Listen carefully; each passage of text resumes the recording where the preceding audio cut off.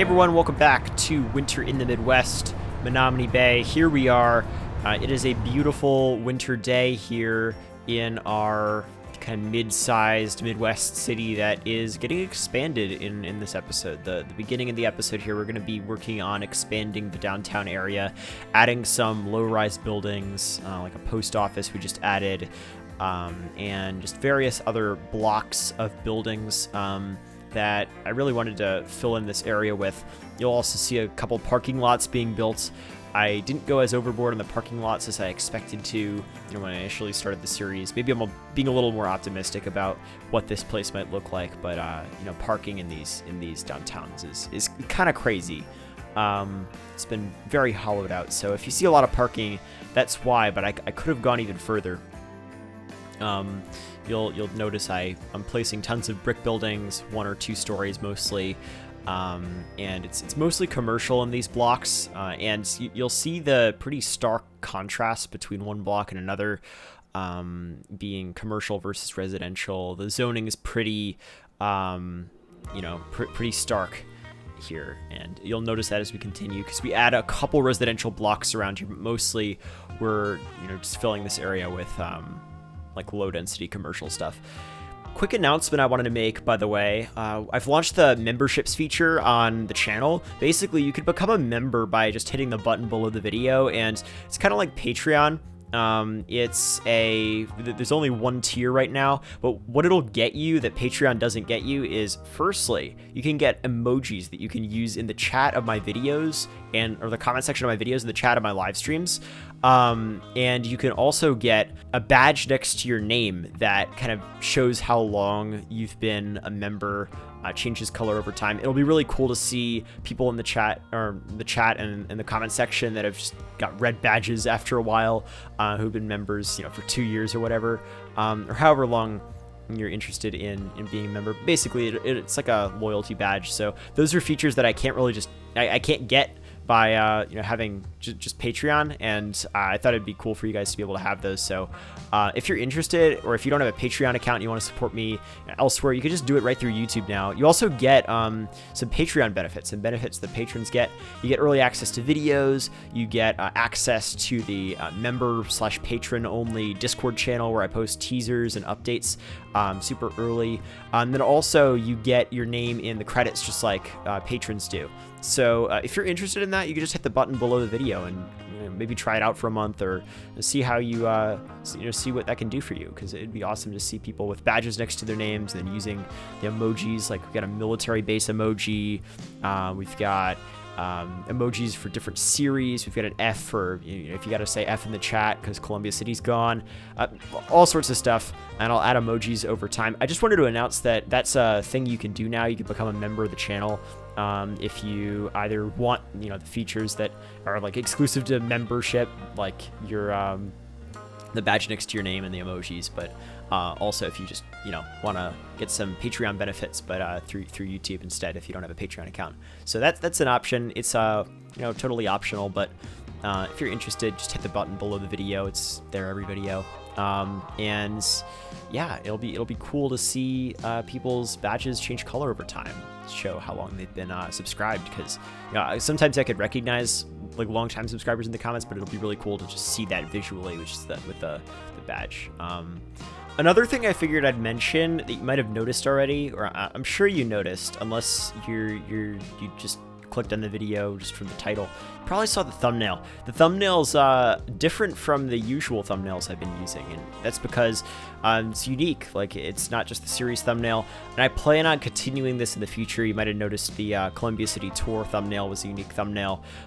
Basically, I want to make a different thumbnail each video. I saw $2.20 doing it with the Australia series, which is a great series. You should probably check out if you haven't already. I'm sure you've seen it, but it just seemed like a fun way to change things up, because I realized I kind of want to have fun making thumbnails again, and it's not very fun when you're just like tossing a screenshot into a pre-made thumbnail. So I'm going to try to make a different thumbnail every video. I think it'll be cool. You can still tell what the series is just by looking at it. Like, it's kind of redundant information. So anyway, let me know what you think about that. I think it's a cool idea that I decided to steal, because I want to have fun making thumbnails again, and just make every video unique and have variety. So Anyway, we're about done working on the area near downtown, so let's move over to the industry. That's the title of the video. That's why you're here.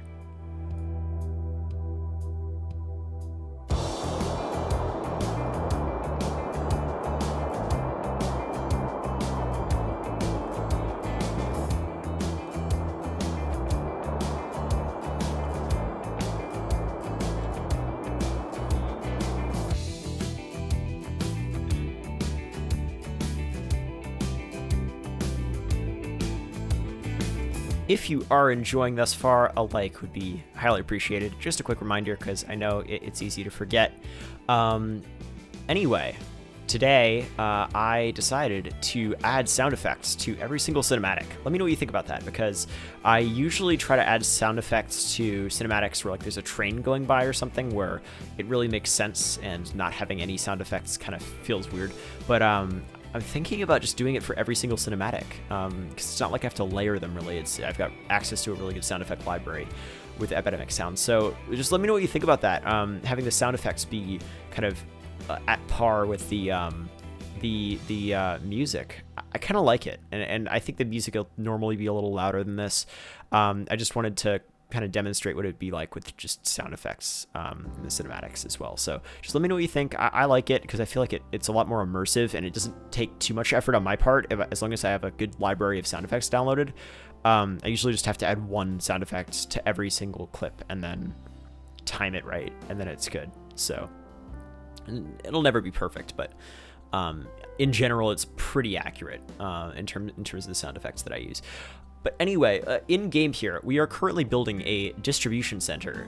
The distribution center here is, I mean, it's on the other side of the river. It's on a old industrial property that's definitely been redeveloped into this distribution center from maybe some other sort of older industry that is like no longer here anymore. So this was developed into a new distribution center rather than demolished and turned into an abandoned property.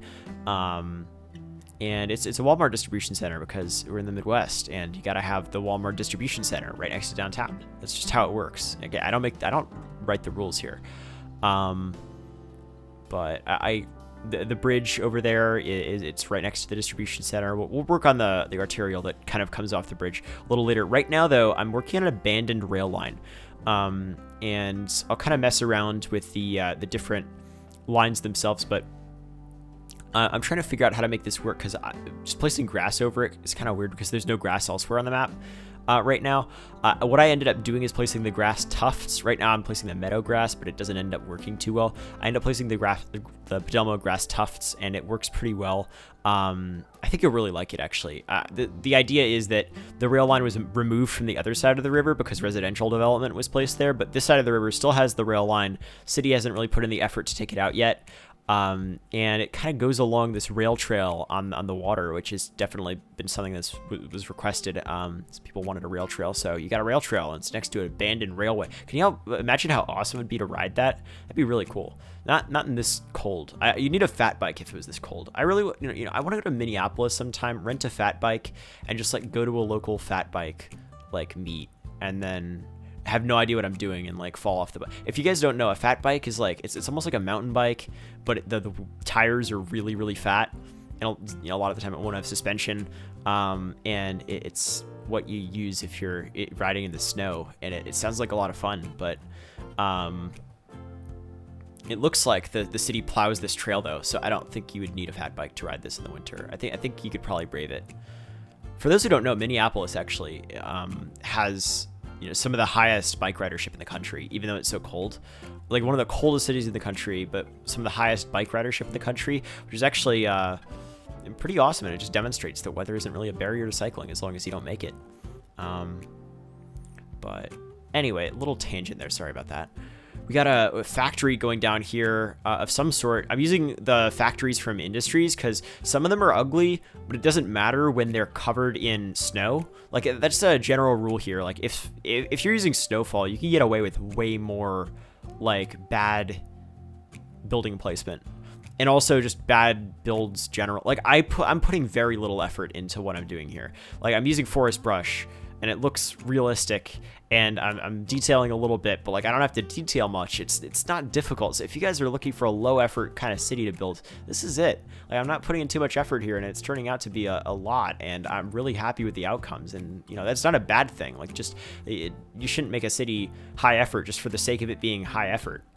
Like if you're able to make something that's equally as good or close with not too much detailing, then that's awesome. Go for it. Anyway, we're kind of almost done with this industrial waterfront area. Like I'm kind of just adding the finishing touches here. The third part of the video is just going to start in a moment, and what we're going to do is we're going to work in the area kind of further inland from the industry, also across the river from downtown here. And we're going to start working on some residential neighborhoods, because there's going to be some old suburban development over here, like older suburbs that were definitely made pre-war, bungalows, stuff like that. It'll be a really beautiful, charming little area, and it'll be kind of the last ring of the suburbs before they get newer subdivision type suburbs. Will definitely be on the fringe of the city. Not as many as you might expect, but yeah, we're going to build some older inner ring suburbs in just a moment.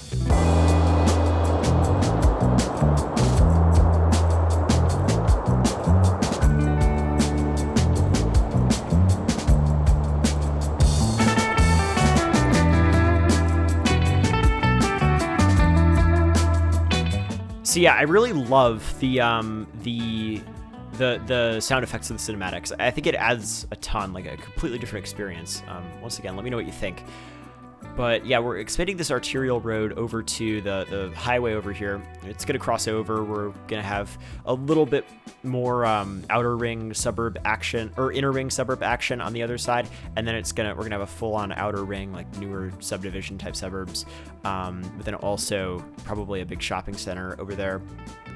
Some interesting stuff, so stay tuned for that in a future build. But anyway, so this grid here it's kind of messy, but that's the point. The grid's not supposed to be perfect. Grids aren't perfect if you look at basically anywhere. There's some places where grids look perfect, but a lot of the time even those grids are imperfect. And this is actually not too messy of a grid, all things considered. But like I'm not really considering the width of these grids and the blocks they create, really. Although in future downtowns, I will definitely consider that. But that's probably not a consideration that was as prominently made with these, inner ring suburbs here that are actually kind of far away from downtown. So it's a little bit of a messy grid, but I like it. Let me know what you think. I think it fits here pretty well. And I could see that the arterial that divides the two sides could have been a smaller road at some point that was just widened, and then lots of stuff was developed around it. There are definitely a lot of different explanations for how this street layout could have been formed, but now it's just, an arterial going through here. Although it definitely wasn't initially. It was a smaller road for sure. Maybe had a streetcar on it, but anyway, we're zoning. We're actually zoning. I made a building theme, and if you use the proper settings and make the district historical and then force level up some buildings, you can actually make zoning work. It's possible. There's also another mod, advanced zoning control or something. It wasn't working for me when I was zoning this, but even without it, it worked fine. But another reason why I was able to kind of cheat here is because I'm using snowfall, and once again, everything's covered in snow and it looks the same, so I didn't really need that much building variety. So I was able to get away with a lot here that you wouldn't normally be able to get away with. But I don't know, I feel like zoning's kind of underrated, and I think I might do a tutorial in the future once I get a real handle on these mods, exactly how to zone in a way that doesn't mess up the realism of your district, because it's very possible and it's very reasonable to do in a lot of areas. And I think there are enough packs of pre-detailed houses in the workshop now that anybody can really do it and have a fully realistic district just by pressing a button. You just have to use the right mods and the right settings, but that's definitely something I have to get better at. But maybe once I do, I can show you how I do this, because it's possible to zone in the game and have it look realistic. This episode kind of demonstrates it, and Columbia City demonstrates it. Like, a lot of the newer suburbs that we made there were zoned, and I was able to get a lot more done in one episode zoning rather than not. So yeah, I mean, just let me know what you think. But we're building a high school here. Somebody reminded me to build a high school in this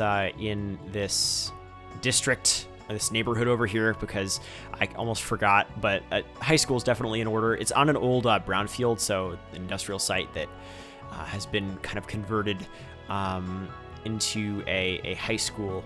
And I've been using the big parking lots from the workshop in this series, because the parking lot roads don't quite work in snowfall.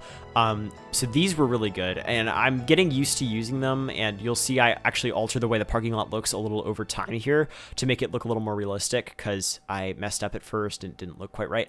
But in general, I think I basically know how to use these big parking lots now, and I'd really recommend you try them out if you haven't already, because I know a lot of people just didn't download them, or maybe downloaded them. Like, I downloaded them when they came out. They were a little confusing to me, but I finally put in the effort to learn how to use them, and it was really rewarding, so I'd recommend it.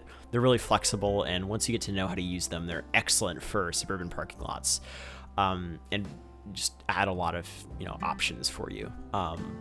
Anyway, it is time to close out the video. Hopefully you all enjoyed. A like would be highly appreciated if you did. If you want to support me, you can head over to my Patreon, or if you want to get a little badge next to your name and emojis to use in the comments of the chat, you can become a YouTube member. That'd be awesome. I'd love to have you. That's below the video. You can follow me on Twitter. You could buy me a coffee. It's like a one-time donation if you just want to pay for my coffee. I'd appreciate it. I need caffeine. But I mean, yeah, just quick shout outs to some patrons before we go. Daniel Z, VLDC 1000, Rudy Repa, Jade Schuyler, Tracy Larson, and Dude Meister. Last but not least, thank you all so much for being patrons. I really, really appreciate it. I appreciate all my patrons, all my viewers, just anybody watching. It's been an awesome journey working on this Midwest project, and it's coming along. I really hope you enjoyed the video, and I will see you next time.